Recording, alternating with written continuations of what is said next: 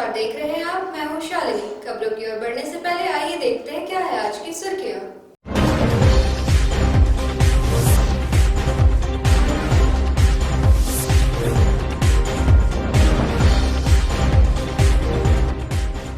NDRF की team ने तीसरी माइका खदान में दबे मजदूरों के शव को तलाशा। माइंस को किया गया बंद। उपायुक्त ने कहा संचालकों पर की जाएगी कड़ी कार्रवाई। बेंगाबाद पुलिस पर मारपीट का आरोप। सांसद प्रतिनिधि दिनेश यादव ने की घटना की निंदा। एसडीपीओ ने भी की मामले की जांच। मरणासन अवस्था में है 28 नंबर भंडारीडी का तालाब। लोग कर रहे हैं इसे बचाने की मांग। भाजपा किसान मोर्चा ने दिया 1 दिवसीय धरना। राज्य सरकार पर लगाया किसानों को छलने व अनदेखी का आरोप। और सरिया के राजदा धाम में संत से मारपीट मामले में पुलिस पर स्थिरता का आरोप लगाते हुए किया गया सड़क जाम। एसडीपीओ के आश्वासन के बाद हटा जाम।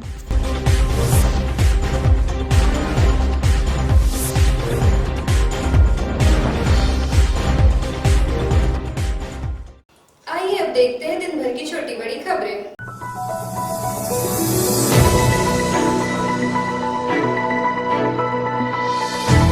तिसरी स्थित मनसाडी पंचायत के रखवा खदान में दबे 2 मजदूर के शव को निकालने के लिए चौथे दिन एनडीआरएफ की टीम पहुंची। हालांकि कड़ी मशक्कत के बाद भी शव को निकाला नहीं जा सका। एनडीआरएफ टीम के इंस्पेक्टर ओम प्रकाश गोस्वामी ने 3 से 4 घंटे प्रयास करने के बाद स्थिति से उपायुक्त को अवगत करवाया, जिसके बाद उपायुक्त राहुल सिन्हा के निर्देश पर खदान को समतलीकरण कर दिया गया। इस दौरान मृतक मजदूरों के परिजन व स्थानीय ग्रामीण भी मौके पर थे। परिजन विलाप कर रहे थे। वहीं पुलिस सभी को समझा रही थी। मौके पर उपायुक्त राहुल कुमार सिन्हा, एसपी अमित रेणु भी स्वयं उपस्थित थे। खदान में एनडीआरएफ की टीम में इंस्पेक्टर ओम प्रकाश गोस्वामी, एएसआई सतपाल सिंह यादव सहित 4 हेड कांस्टेबल व 7 कांस्टेबल अपनी व्यवस्था के साथ खदान पहुंचे, जहां 2 स्थानीय मजदूर के सहारे वे लोग 2 बार अंदर गए और अंदर का स्थिति का जायजा लिया गया। अंदर की स्थिति भयावह देख उपायुक्त को जानकारी दी। श्री गोस्वामी ने बताया कि खदान के अंदर जहां पर शव के रहने की अंदेशा है, वहां यदि खुदाई की गई तो मिट्टी बरबरा कर धंस रही थी, जिससे टीम पर भी खतरा बढ़ सकता था। उपायुक्त राहुल कुमार सिन्हा ने कहा कि इस माइंस का संचालन अवैध रूप से किया जा रहा था। ग्रामीणों की सुरक्षा को देखते हुए इस अवैध रूप से संचालित माइंस को बंद कर दिया गया है तथा भूमि का समतलीकरण कर दिया गया है। साथ ही अवैध रूप से संचालन कर रहे संचालकों पर कड़ी कार्रवाई की जाएगी। भारत सरकार गृह मंत्रालय के द्वारा तीसरी में रेस्क्यू ऑपरेशन कराने के लिए एनडीआरएफ टीम को भेजा गया था, जो आज सवेरे इस घटनास्थल पर पहुंच चुके थे और दिन भर रेस्क्यू ऑपरेशन उनके द्वारा किया गया। दोनों होल्स में एनडीआरएफ यहाँ के लोकल लोगों के नॉलेज और उनके कॉपरेशन से अंदर प्रवेश करते हुए उन्होंने नीचे पूरी तरह से रेस्क्यू ऑपरेशन संपादित किया है और यह पाया है कि नीचे खास किस्म के पत्थर के नीचे बहुत सारे मिट्टी के दबने की सूचना है और उसके अंदर ही बॉडी फंसी हुई है। उपलब्ध तकनीकों से अगर वहाँ पे हटाने की कोशिश एनडीआरएफ टीम के द्वारा की गई, लेकिन जैसे ही उस मिट्टी को हटा रहे थे तो फिर फर्दर मिट्टी उसके ऊपर और गिरे जा रहे थे। तो ऐसी स्थिति में रेस्क्यू टीम के ऊपर भी संभवतः कुछ खतरा बन सकता था, तो हर कोशिश वहाँ पर अपनाई गई है। लोकल लोगों के पास भी जितनी जानकारी थी उसको साझा किया गया है और उपलब्ध तकनीकों से ऐसा प्रतीत नहीं होता है कि इस बॉडी को रिकवर किया जाएगा। अतः एनडीआरएफ टीम ने अपने रेस्क्यू ऑपरेशन को भी क्लोज किया है। अब इसके बाद फर्दर यहाँ पर कोई घटना नहीं हो, फर्दर यहाँ पर कोई एक्सीडेंट्स नहीं हो, इससे तो निर्णय लिया गया है कि इस पूरे माइंस को डोजर करा दिया जाए। ये ऐसे भी इलीगल तरीके से यहाँ पर संपादित हो रहा था और डोजरिंग कराने के बाद इस पूरे एरिया को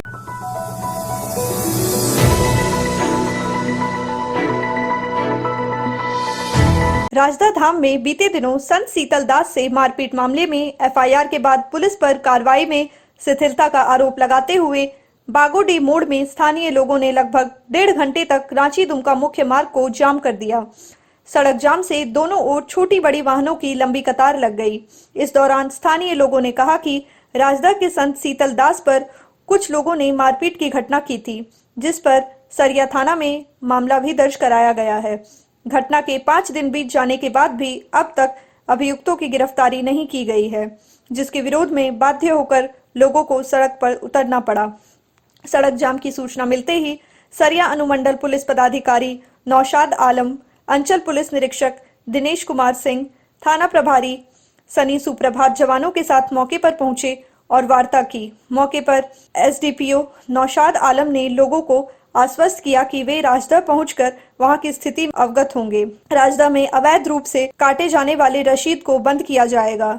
वहीं वर्तमान ट्रस्ट में यदि किसी प्रकार की गड़बड़ी नजर आई तो उसे निरस्त करने की प्रक्रिया भी की जाएगी। कहा कि 1 सप्ताह के अंदर उक्त मामले पर कार्रवाई की जाएगी। श्री आलम द्वारा आश्वासन मिलने के बाद लोग माने और सड़क से जाम हटा लिया। मौके पर एसडीपीओ ने कहा कि इस तरह कदम उठाए जाने से पुलिस का ध्यान भटकता है और पुलिस मामले की जांच में कम और विधि व्यवस्था में ज्यादा व्यस्त हो जाती है। कहा कि लोग संयम बरतें, मामले की निष्पक्ष जांच की जाएगी। आज नागा साधु शीतलदास जी के दिए गए एफआईआर के आलोक में कार्रवाई के लिए एक जाम किया गया था सड़क। तो मैं पब्लिक को ये बताना चाहूँगा कि उनके किए गए कार्यों से आम पब्लिक को तकलीफ पहुँचती है। हम लोग वर्दी इसलिए पहनते हैं कि हम लोग पब्लिक को सुरक्षा दे सके और उनके सुख दुख में साथी हो।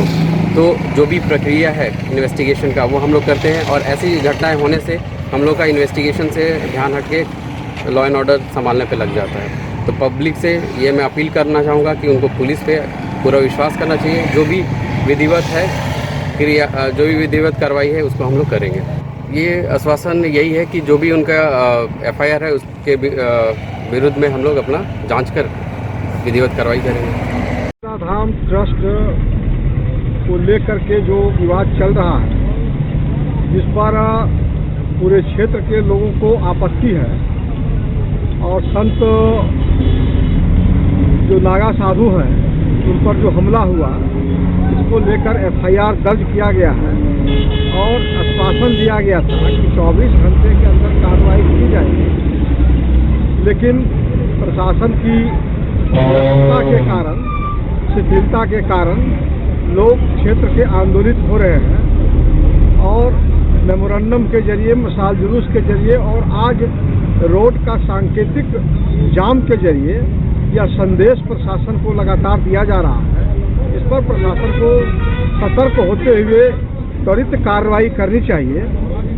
बीते 28 तारीख को जो नागा साधु शीतल दास जी के साथ मारपीट की घटना घटी थी, उसी के विरोध दर्ज कराने के लिए जो लोगों ने कल मशाल जुलूस निकाला था, आज सड़क जाम का निर्णय लिया था। उसी के तहत आज सुबह 8 बजे से लगभग 11:30 साढ़े 10 बजे तक सड़क जाम रहा। प्रशासन के द्वारा ये आश्वस्त कराया गया कि जो आवेदन दिया गया है उस पर 1 सप्ताह के अंदर हम लोग कार्रवाई करेंगे जांचोपरांत।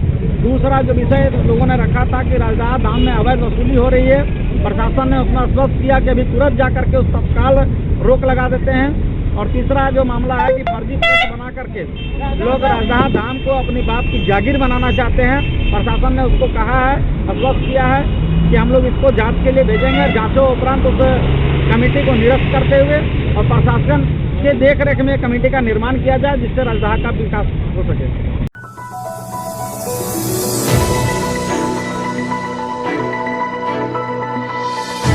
बेंगाबाद थाना अंतर्गत चपुआ डी पंचायत के मुंडहरी गांव के ग्रामीणों ने बेंगाबाद पुलिस पर बुधवार की रात ग्रामीणों और महिलाओं के साथ मारपीट समेत बर्बरतापूर्ण व्यवहार करने का आरोप लगाया है।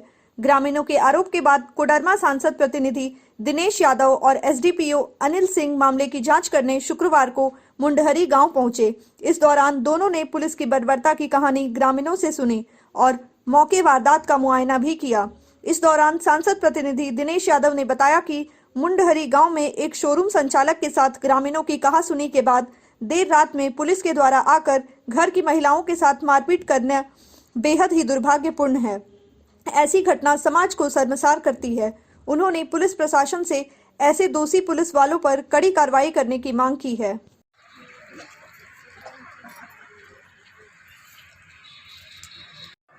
बच्चा को वहीं फेंक दिए सर। जब हम गिर गए वहीं रोते रह गया छत पर, हमको लेके आ गए थे। फिर पीछे से मेरी दादी मालिक और यहाँ के ग्रामीण के द्वारा किसी प्रकार का झगड़ा हुआ है ड्रेन से, तो उसका ठीक है, पुलिस कार्रवाई करे, जो जितना दोषी उसको पनिशमेंट उसको मिले। लेकिन पुलिस के द्वारा इस प्रकार अंग्रेजी हुकूमत में भी ऐसा नहीं कार्रवाई हुआ, वैसा कार्रवाई यहाँ देखने को मिला।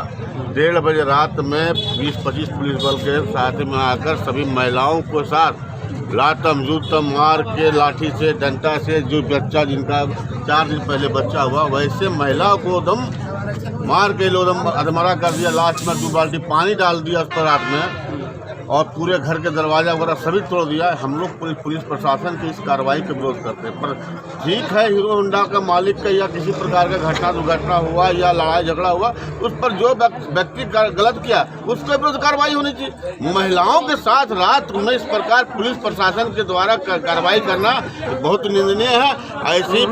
ऐसे पुलिस अधिकारियों का विलम्ब बर्खास्त करते हुए इस पर कार्रवाई करे, ताकि गिरिडीह पुलिस और पूरी जनता का पुलिस पर विश्वास जम सके।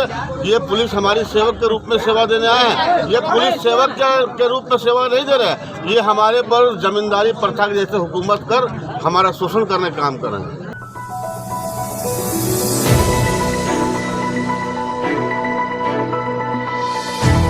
न्यू गिरिडीह रेलवे स्टेशन के पास दूसरे दिन भी पक्षियों की मौत का सिलसिला जारी रहा। अगली सुबह जब लोग उधर से गुजरे तो कल की ही भांति पक्षियां मृत पड़ी दिखी। मौके पर इन तस्वीरों को देख लोग भयाक्रांत हैं। लोगों का कहना था कि इस मामले की गंभीरता से जांच होनी चाहिए कि आखिर कैसे ये पक्षी मर रहे हैं। लोगों का कहना है कि कहीं ये महामारी का रूप न ले ले। हालांकि गुरुवार को सूचना के बाद सैंपल कलेक्ट किया गया था। संभावना जताई गई थी कि फूड पॉइजनिंग से पक्षियां मरी हो, मगर ये अब तक स्पष्ट नहीं हो सका है।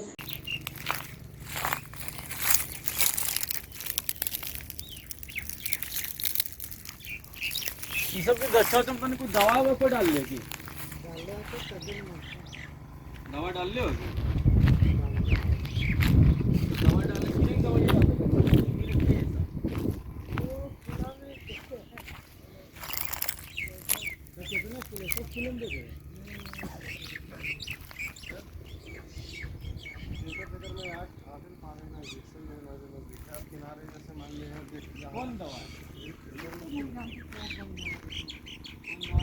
इधर इस मामले पर जिला पशुपालन पदाधिकारी से संपर्क करने का प्रयास किया गया तो वे कार्यालय में नहीं मिले। कर्मियों ने बताया कि वे जिले से बाहर गए हुए हैं। बहरहाल पक्षियों की मौत के मामले पर गंभीरता से ध्यान देने की दरकार है कि आखिर क्यों पक्षियां मर रही है, इनके मौत की वजह क्या है। संबंधित महकमा शुरुआत में ही सतर्कता बरते ताकि आगे किसी अनहोनी को टाला जा सके।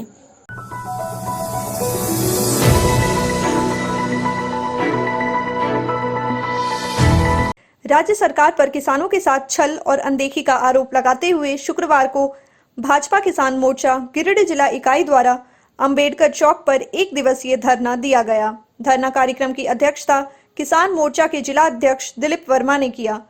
धरना में बतौर मुख्य अतिथि भाजपा जिला अध्यक्ष महादेव दुबे व कार्यक्रम प्रभारी राजेश मेहता उपस्थित हुए। कार्यक्रम में उपस्थित पार्टी पदाधिकारियों एवं किसानों ने अपनी बात को रखते हुए मौजूदा सरकार द्वारा राज्य के किसानों के साथ किए जा रहे छल और सौतेले व्यवहार का पुरजोर विरोध किया। वक्ताओं ने कहा कि पूर्व की भाजपा सरकार द्वारा शुरू की गई मुख्यमंत्री कृषि आशीर्वाद योजना को मौजूदा सरकार ने बंद करवा दिया। इधर धरना के बाद भाजपा का एक शिष्टमंडल उपायुक्त से मिला और उन्हें ज्ञापन सौंपा। बताया गया कि ज्ञापन के माध्यम से मांग किया गया है कि किसानों के कर्ज और अनाजों के भुगतान की यथिशीघ्र व्यवस्था कराई जाए। अंबेडकर चौक पर भारतीय जनता पार्टी किसान मोर्चा के बैनर तले किसान हितों के लिए 1 दिवसीय धरना किया गया। उसके साथ राज्यपाल महोदया उपायुक्त महोदय के माध्यम से एक ज्ञापन दिया गया। मूल रूप से हमारा 3 मांग है। पहला यह कि जो धान क्रय में अनियमितता है वो बंद हो। दूसरा विषय था मुख्यमंत्री कृषि आशीर्वाद योजना जो हेमंत सोरेन ने बंद कर दी है। इसकी सरकार आते ही पहला कदम किसानों के लिए उठाया कि सबसे पहले मुख्यमंत्री कृषि आशीर्वाद योजना को बंद किया गया, उसे पुनः चालू किया जाए। और तीसरा महत्वपूर्ण मांग ये था कि हेमंत सोरेन जी का जो घोषणा था कि हमारी सत्ता में आते ही किसानों के 2 लाख तक का ऋण माफ़ कर दूँगा।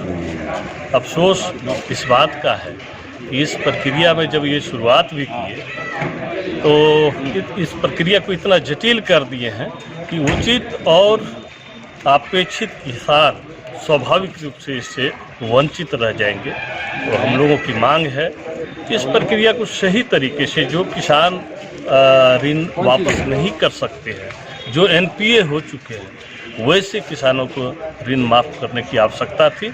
इस पर झारखंड सरकार को पुनर्विचार करने की आवश्यकता है। हम लोग सरकार से सरकार ने जो घोषणा किया था चुनाव के समय में कि मैं चुनाव जीतकर आऊँगा तो रोजगार को रोजगार दूँगा, किसानों का कर्ज माफ करूँगा। लेकिन ये सरकार जस्ट उल्टा काम कर रही है।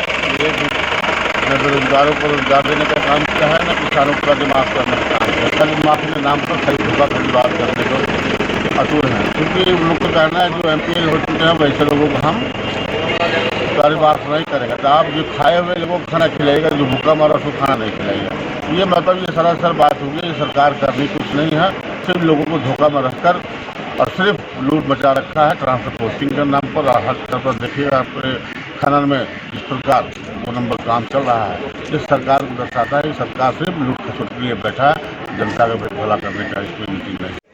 आज भारतीय जनता पार्टी किसान मोर्चा के बैनर तले अंबेडकर चौक पर 1 दिवसीय धरना के माध्यम से उपायुक्त महोदय गिरिडीह के माध्यम से झारखंड के महामहिम राज्यपाल महोदया को 5 सूत्री मांग को लेकर हम लोग ज्ञापन सौंपे हैं।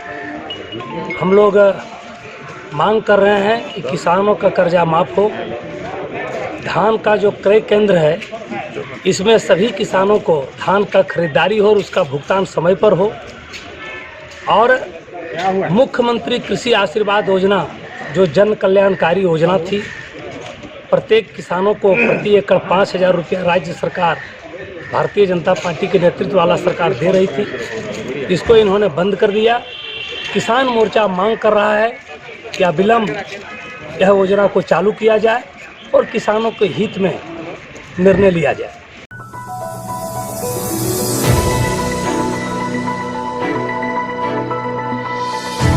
नगर निगम क्षेत्र के 28 नंबर भंडारीडीह स्थित तालाब आज मरणासन की अवस्था में पहुंच गया है। नगर निगम अंतर्गत रहने के बावजूद इस तालाब में जीर्णोद्धार के लिए कोई प्रयास नहीं किया जा रहा है। बता दें कि कभी इस तालाब में भीषण गर्मी में भी पानी लबालब भरा रहता था। यहाँ के रहने वाले सैकड़ों लोग इस तालाब के पानी का उपयोग स्नान आदि कार्य के लिए करते थे। मवेशी भी गर्मी के मौसम में इस तालाब में आकर अपनी प्यास बुझा लिया करते थे। वहीं चैत्र नवरात्रि के बाद यहाँ प्रतिमा का विसर्जन भी किया जाता है, लेकिन आज हालत ऐसी है कि एक बूंद भी पानी इस तालाब में नहीं है। गर्मी के शुरुआती सीजन में ही यह तालाब बिल्कुल सूख चुका है और इसका प्रमुख कारण शासन प्रशासन की बेरुखी है। बताया जाता है कि इस तालाब को बचाए रखने को लेकर पिछले 3-4 दशक से कोई भी काम नहीं किया गया है। लगातार तालाब में उग रहे जलकुंभियों ने इस तालाब को अपनी चपेट में ऐसे ले लिया है कि यह तालाब मृत अवस्था में पहुंच गया है। स्थानीय ग्रामीण अब इस तालाब को फिर से पुनर्जीवित देखना चाहते हैं, इसलिए उन्होंने जिला प्रशासन और गिरिडीह नगर निगम से इस तालाब को साफ सफाई करवाने की मांग की।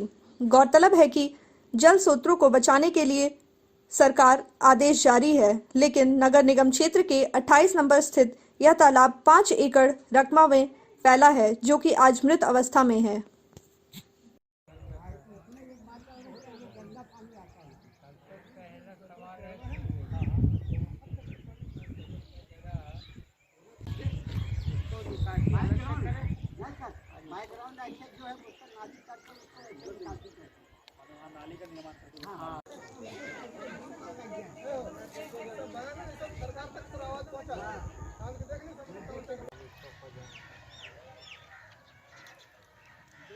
होगा तो यहीं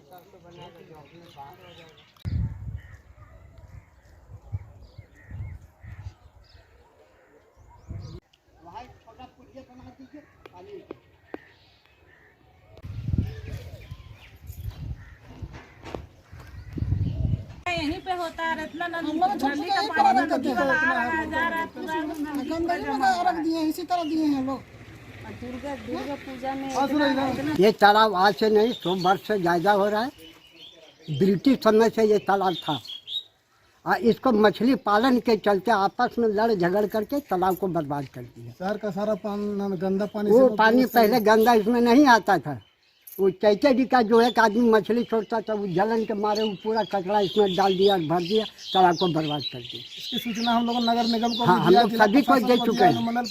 मैडम भी आई थी, मैडम से भी बात किए थे हम लोग, मैडम से भी बात किए थे हम लोग। मैडम बोली थी कि ठीक है इसका हम उपाय कर देंगे, इसका नाली को बैक साइड से निकाल देंगे। 100 घर का आदमी इस तालाब में नहाता है, खींचता है और गाय हुई भी छठ भी होता है इसी पर। और यहाँ 28 नंबर भंडारी का तालाब है और यहाँ चैताडी कमरसाली का सब कुछ यहीं पर यही यूज कर रहा है। नाली वाला पानी तो पूरा आ रहा है, आदमी कैसे नहाएगा और खींचेगा। और मूर्ति भी विसर्जन यहीं पे होता है, तो किस तरह करेगा। जितना दुर्गा जी होता है और सरस्वती पूजा होता है, हर चीज का मूर्ति विसर्जन यहीं पे होता है। और पानी का बहुत दिक्कत है, हम लोग का नहाने खींचने में भी बहुत ज्यादा दिक्कत हो रहा है। ऐसे यहाँ पर नहाने खींचने का बहुत दिक्कत है, समझे।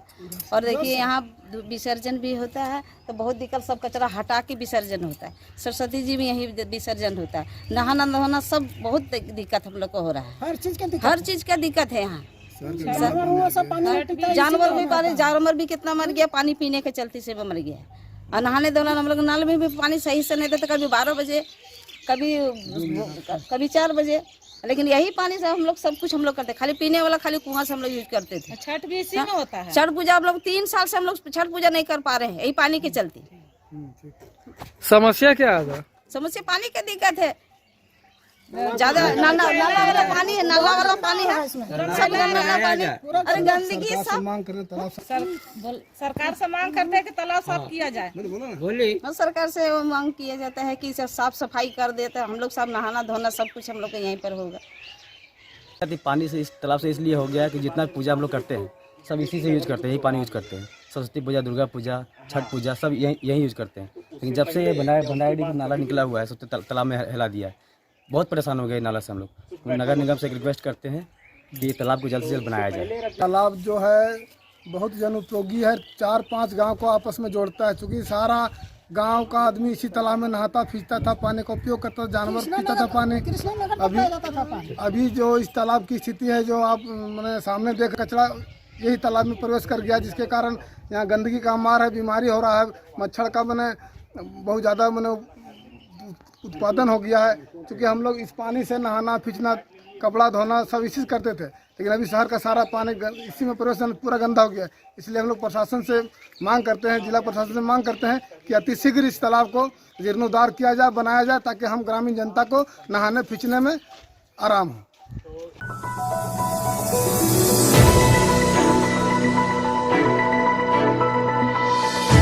नगर निगम के सफाई कर्मी शुक्रवार को एरियल भुगतान और रिटायर्ड कर्मियों के पेंशन की मांग को लेकर अचानक ही नगर निगम के उप नगर आयुक्त कार्यालय के समक्ष धरना पर बैठ गए, जिसके बाद शहर की साफ सफाई ठप हो गई।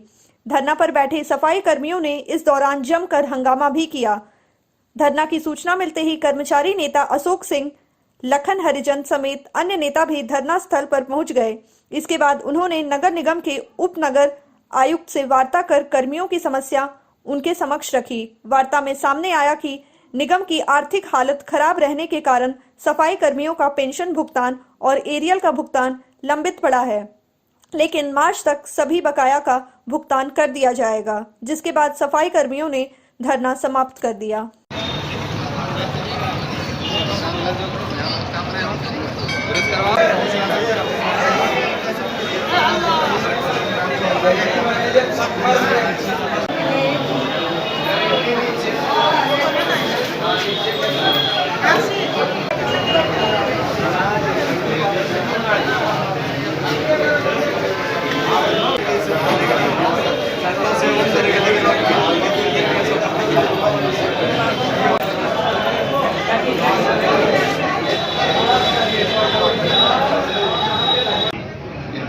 बात पर पहले 1 महीना पहले बात हो गई, वो अगर क्लियर हो गया रहता तो हम समझते हैं ना कोई विवाद होता नहीं।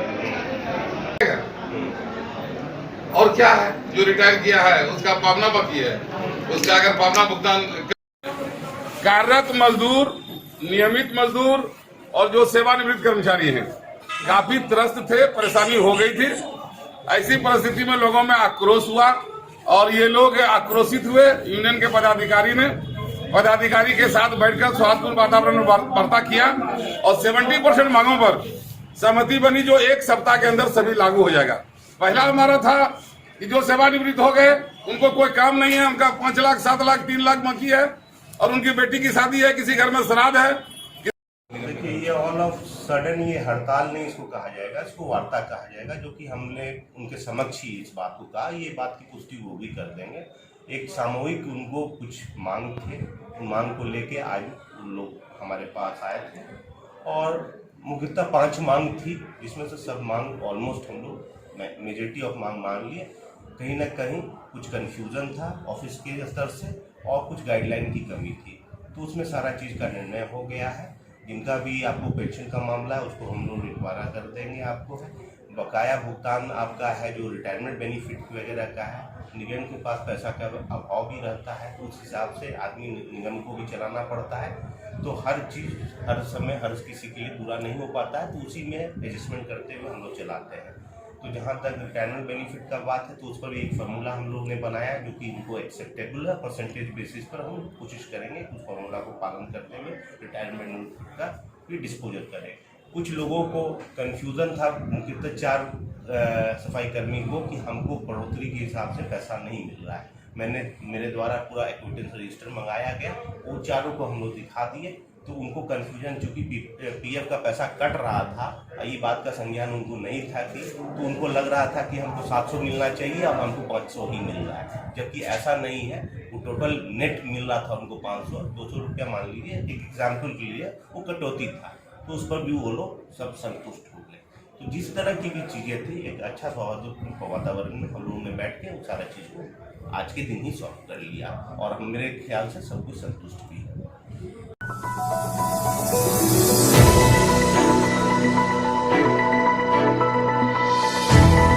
चाईबासा के लांजी में नक्सलियों के द्वारा बिछाए गए लैंड माइंस विस्फोट में शहीद हुए तीनों जवानों को अखिल भारतीय विद्यार्थी परिषद ने श्रद्धांजलि दी है।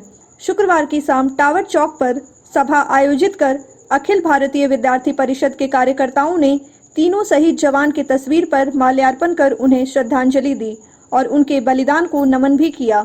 इस मौके पर विद्यार्थी परिषद के लोगों ने कहा कि नक्सलियों ने धोखे से हमारे 3 जवान को विस्फोट कर उड़ा दिया, जो काफी दुख की घटना है। उन्होंने राज्य सरकार से राज्य में अराजकता फैलाने वाले नक्सलियों के खिलाफ कड़ी कार्रवाई करने की मांग की है।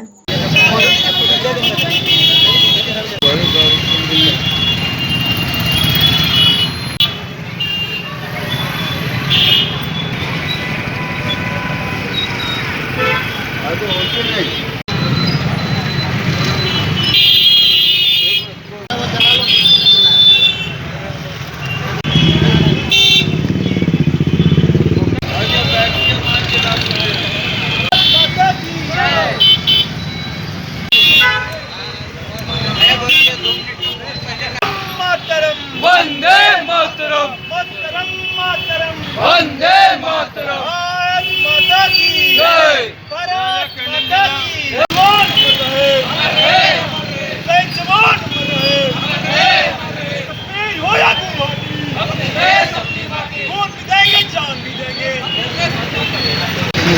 चाईबासा में जो कल की घटना हुई है, जो हमारे देशद्रोहियों द्वारा जो कायराना हरकत की गई है, जिसमें हमारे 3 शहीद जवान हुए हैं, उनके लिए अखिल भारतीय विद्यार्थी परिषद ग्रेड इकाई द्वारा कैंडल मार्च निकाला गया है। हम ग्रेड अखिल भारतीय विद्यार्थी परिषद की तरफ से अनुरोध करते हैं झारखंड सरकार से कि इस तरह की घटना दिन पर दिन बढ़ती जा रही है और जिससे हमारे शहीद जवान होते जा रहे हैं, जो कि बहुत ही दुर्भाग्यपूर्ण बात है, बहुत ही सोचने वाली बात है। मैं झारखंड सरकार से अनुरोध करता हूँ कि इस तरह के मामलों को रोक लगाई जाए और हमारे शहीदों को, जो शहीद हुए हैं, उनको अच्छे से अच्छे सम्मान दिया जाए और उनकी जान की वैल्यू को रखा जाए और इस तरह के घटनाओं पर रोक लगाई जाए।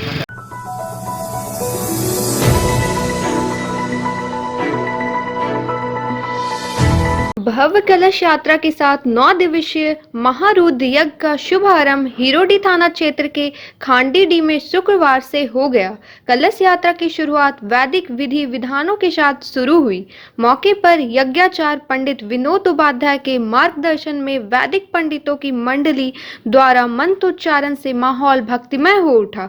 वहीं युवाओं की टोली ने ध्वज पताका लिए कलश यात्रा से शोभा में 4 चांद लगा दिया।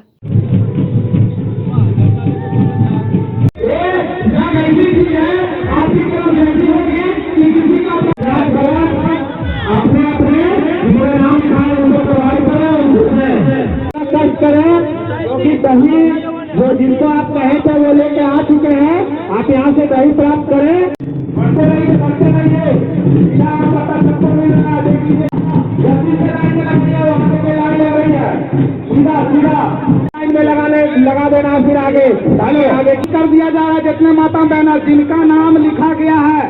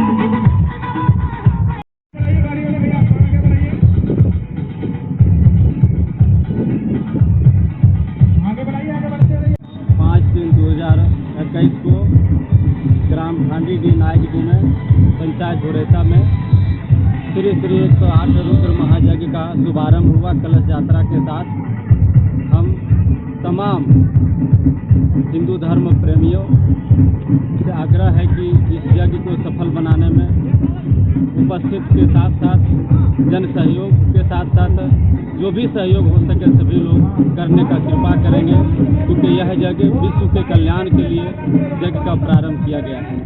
यह यज्ञ पूरे पंचायत धुरेता के साथ साथ तमाम पालमो पंचायत के हिरोडी मंडल सहित तमाम गांवों से सहयोग प्राप्त हुआ है। और पिछले वर्ष कोरोना काल के कारण हम यज्ञ को नहीं कर पाए, लॉकडाउन लग गया था। इस बार बाबा भोलेनाथ की कृपा हुई और यज्ञ का शुभारंभ हुआ है। हम कोरोना काल को देखते हुए वो उनका गाइडलाइन कोविड-19 का गाइडलाइन पालन करते हुए पूजा कमेटी यह जो है सो यज्ञ का सफल बनाने का हम लोग सभी प्रयास करेंगे।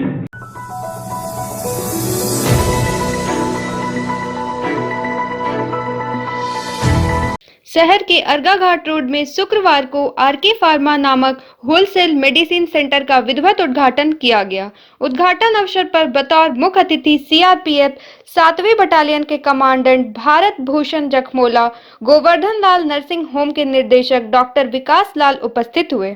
वहीं इस अवसर पर कई खासोआम भी उपस्थित रहे। मौके पर फार्मा के संचालक रंजीत वर्णवाल ने अतिथियों को बुके देकर गर्मजोशी के साथ स्वागत किया। वहीं सीआरपीएफ 7वीं बटालियन के कमांडर भारत भूषण जखमोला ने विधिवत फीता काटकर फार्मा का उद्घाटन किया। उद्घाटन के बाद उपस्थित अतिथियों ने संचालक को अपनी बधाई व शुभकामनाएं भी दी।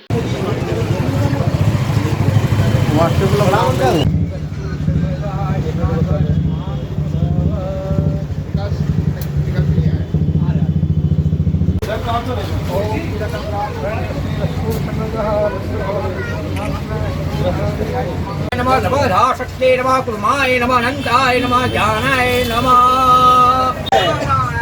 नवधाशक्ते नमः कुर्माय नमः अनंताय नमः भावराणि देवानि गानि भावशक्ति भोजिनो शक्ते नमः कुर्माय नमः अनंताय नमः। माल जी को बहुत बहुत बधाई देता हूँ और शुभकामनाएं देता हूँ। आज के फार्मा होलसेल जो उन्होंने सर्जिकल एंड मेडिसिन के लिए जो खोला है, मैं उम्मीद करता हूँ कि धीरे और उनकी बढ़ोतरी होगी और गिरिडीह में पहले जैसे हम लोग होलसेल के लिए सर्जिकल आइटम के लिए बाहर धनबाद आसनसोल से मंगाते हैं, वो सारी चीज़ें यहाँ उपलब्ध हो जाएगी और हमें कहीं जाने की जरूरत नहीं पड़ेगी। आज गिरिडीह के अर्गा घाट रोड पे आरके फार्मा का ओपनिंग में श्री रंजीत कुमार बर्नवाल को मैं बहुत बहुत बधाई और शुभकामनाएँ देती हूँ। और आज इस मौके पे हम सारे उपस्थित लोग जितने भी हैं, मैं उनको भी बहुत बहुत आभार करती हूँ और धन्यवाद देती हूँ कि आप सबने मिलकर और इस ओपनिंग सेरेमनी में शामिल हो गए। और साथ ही साथ ये बहुत खुशी की बात है कि आरके फार्मा का उद्घाटन अर्गा घाट में हुआ है, जिससे लोगों को सस्ती दवाइयाँ अच्छे रेट पे मिल सकेंगी। इसके लिए मैं रंजीत बर्नवाल को बहुत बहुत धन्यवाद देती हूँ। आज हमारा आरके फार्मा के नाम से दवा होलसेल चालू किया गया है, जिसमें समस्त तरह के अंग्रेजी दवाइयाँ और सर्जिकल का सामान उपलब्ध रहेंगे। और इससे पहले हमारा सिटी मेडिकल रिटेल शॉप मुकतपुर चौक में था, जो रात्रिकालीन सेवा में भी प्रशासन के नज़र में दिया हुआ था, तो वो प्रतिष्ठान को बंद करके आज आरके फार्मा के नाम से होलसेल मैंने चालू किया है, जिसका उद्घाटन हमारे सीआरपीएफ के 7 बटालियन के कमांडेंट जाकमोला सर एवं doctor Vikas Lal, director of Govardhan Lal nursing home के द्वारा किया गया। इसमें हमारे उद्घाटन समारोह में विनीता कुमारी, assistant professor Sujit Kapiswe, secretary दवा एसोसिएशन लखन बर्नवाल और काफ़ी लोगों के द्वारा शामिल हुआ गया। इसमें समस्त दवा व्यवसायियों को मैं आश्वासन देना चाहूँगा कि जहाँ तक हो सके मैं कोशिश करूँगा गिरिडीह में दवा की जो भी शॉर्टेज हो उसकी कमी को दूर किया जाए और ज़्यादा से अच्छा सभी रिटेल शॉप जितने भी हैं मेडिसिन के, सबको अच्छी सर्विस और अच्छी सप्लाई देने की हर संभव कोशिश करूँगा।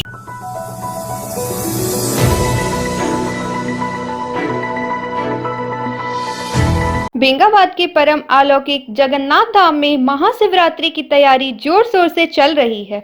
बताया गया कि विगत 25 वर्षों से यहां महाशिवरात्रि पर्व धूमधाम से मनाया जा रहा है।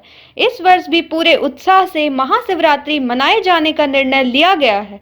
हालांकि इस बार कोरोना को मद्देनजर रखते हुए श्रद्धालुओं से मास्क लगाकर कार्यक्रम में शामिल होने की अपील की जा रही है। आज यहाँ पे जगन्नाथ धाम में रथ निकलने जा रहा है, इसलिए महाशिवरात्रि पर्व जो है हम लोग हिंदू धर्म में बहुत अच्छे से मनाए जाते हैं और बहुत खुशी के साथ, इसलिए जो आज रथ निकल रही है उसमें हम लोग को बहुत खुशी है और हम लोग ये महाशिवरात्रि को बहुत अच्छे तरीके से मनाएंगे और धूमधाम से। जय भोलेनाथ, जय शिव। हर वर्ष की भांति इस वर्ष श्रद्धालुओं को मैं आमंत्रित करना चाहूँगी कि फुरसोडी जगन्नाथ धाम जो महाशिवरात्रि हर वर्ष की भांति इस वर्ष धूमधाम से हर्षोल्लास के साथ मनाया जा रहा है।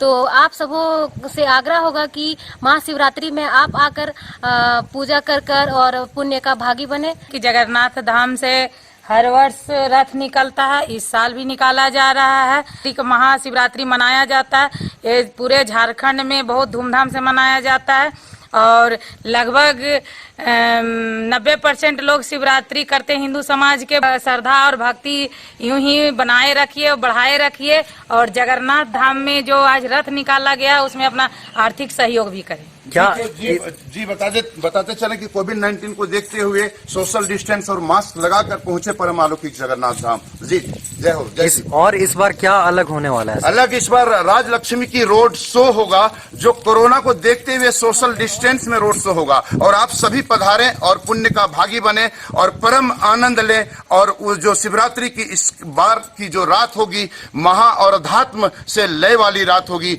परम अलौकिक जगन्नाथ धाम में। आप सभी श्रद्धालुओं का बहुत बहुत आभार होगा। सभी पहुंचे पूरे परिवार के साथ।